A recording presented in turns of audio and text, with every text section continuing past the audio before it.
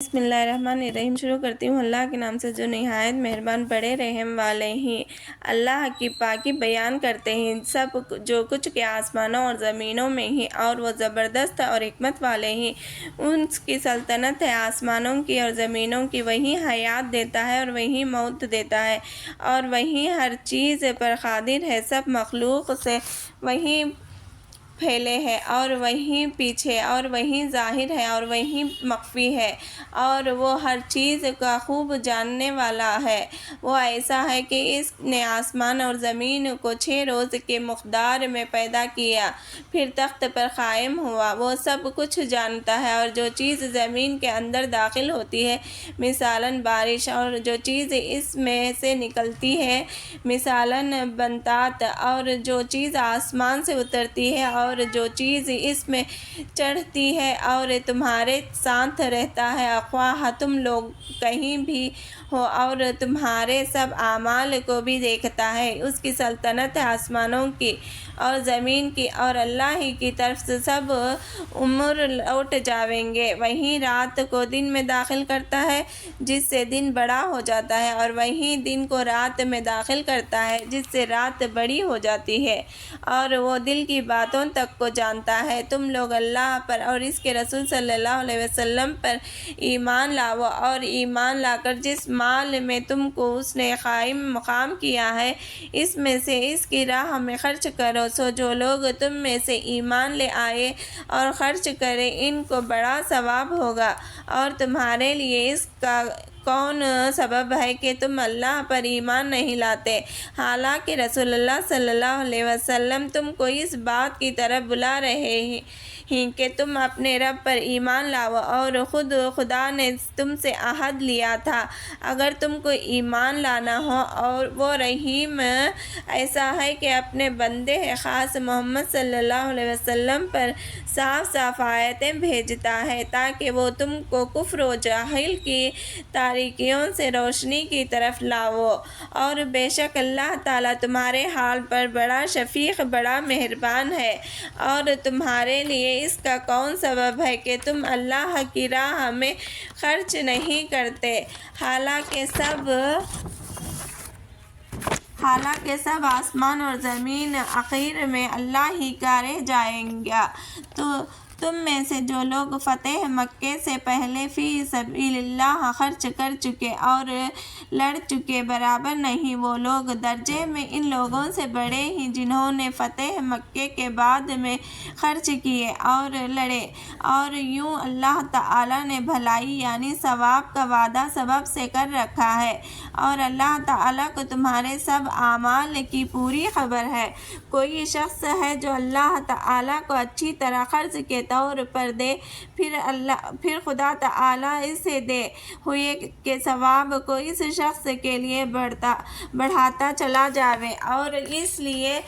اجر پسندیدہ ہے۔ جس دن آپ مسلمانوں مردوں اور مسلمانوں عورتوں کو دیکھیں گے کہ ان کا نور ان کی آگ اور ان کے داہنی طرف دوڑتا ہوگا،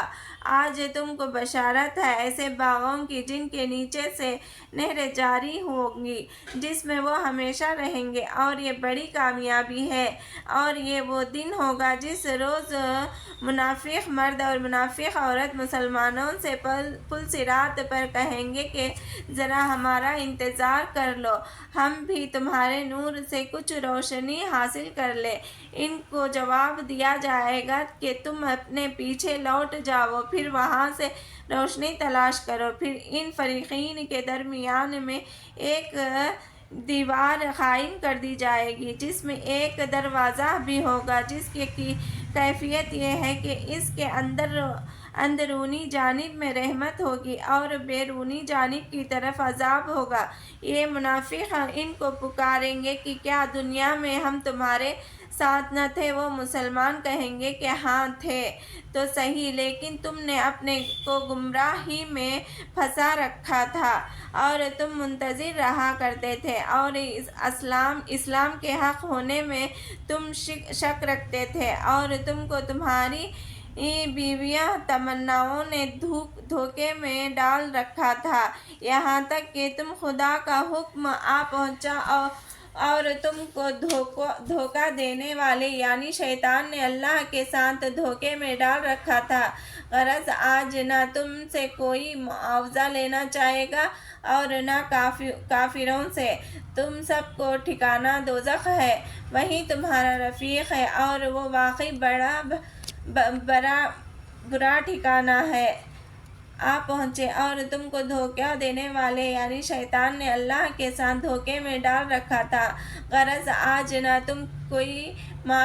معاوضہ لیا جائے گا اور نہ کافروں سے۔ تم سب کو ٹھکانہ دوزخ ہے، وہی تمہارا رفیق ہے اور وہ واقعی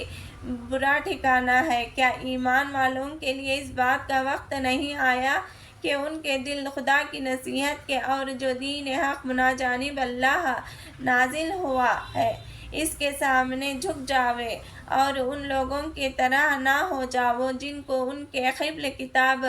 آسمانی ملی تھی یعنی یہود نصاری۔ پھر اس حالت میں ان پر زمانہ درگزر گیا اور توبہ نہ کی، پھر ان کے دل خوب ہی سخت ہو گئے اور بہت سے آدمی ان میں کہ آج کافر ہی یہ بات جان لو کہ اللہ تعالیٰ زمین کو اس کے خشک ہوئے پیچھے زندہ کر دیتا ہے۔ ہم نے تم سے اس کے نظائر بیان کر دیے ہیں تاکہ تم سمجھو۔ بلا شک صدقہ دینے والے مرد اور صدقہ دینے والی عورتیں اور یہ صدقہ دینے والے اللہ کو خلوص کے ساتھ خرچ دے رہے ہیں، وہ صدقہ باعتبار ثواب کے ان کے لیے بڑھا دیا جائے گا اور ان کے لیے اجر پسندیدہ ہے۔ اور جو لوگ اللہ پر اور اس کے رسول صلی اللہ علیہ وسلم پر ایمان رکھتے ہیں، ایسا ہی لوگ اپنے رب کے نزدیک صدیق اور شہید ہیں، ان کے لیے جنت میں ان کا اجر خاص اور پل صراط پر ان کا نور خاص ہوگا۔ اور جو لوگ کافر ہوئے اور ہماری آیتوں کو جھٹلایا، یہی لوگ دوزخی ہیں۔ تم خوب جان لو کہ آخرت کے مقابلے میں دنیائی حیات محض لہو لعب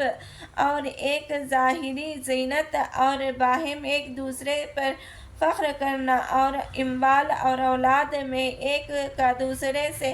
اپنے کو زیادہ بتلانا جیسے سینہ برستا ہے کہ اس کے پیداوار کھیتی کاشتکاروں کو اچھی معلوم ہوتی ہیں، پھر وہ خشک ہو جاتی ہے، سو اس کو تو زرد دیکھتا ہے، پھر وہ چورا چورا ہو جاتی ہے۔ اور آخرت کی کیفیت یہ ہے کہ اس میں عذاب شدید ہے اور خدا کی طرف سے مغفرت اور رضامندی ہے، اور دنیاوی زندگی میں محض دھوکے کا اسباب ہے۔ تم اپنے پروردگار کی مغفرت کی طرف دوڑو اور نیز ایسی جنت کی طرف جس کے وصیت